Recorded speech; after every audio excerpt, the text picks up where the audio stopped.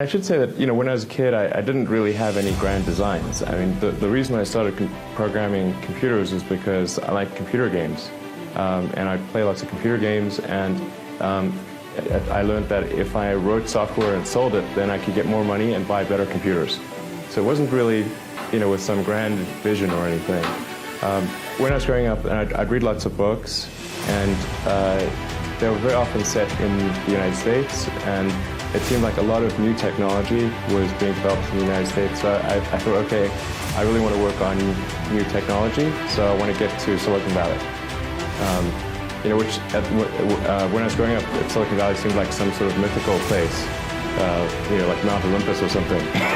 Back in '95, there weren't very many people on the internet, and certainly nobody was making any money at all. Most people thought the internet was going to be a fad. A year ago, Musk sold his software company, Zip2, which enabled newspapers to publish online for $400 million cash. Receiving cash is cash. I mean, those are just a large number of Ben Franklins. I think X.com could absolutely be a multi-billion-dollar bonanza. Because if you look at the industry that X is pursuing, it's the biggest sector of the world economy. It's basically like an earthquake where the epicenter is Silicon Valley, and it's shaking up the whole world. You've been compared to Henry Ford, Richard Branson, Steve Jobs. Who do you compare yourself to? I don't really compare myself to anyone. It's not. There's certain people that I admire from history that I think are great.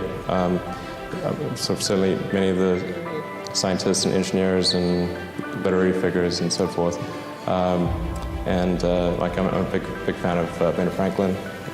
Who's a scientist and sort of thinker, and he was the kind of guy who did what needed to be done. So guys like that. Right.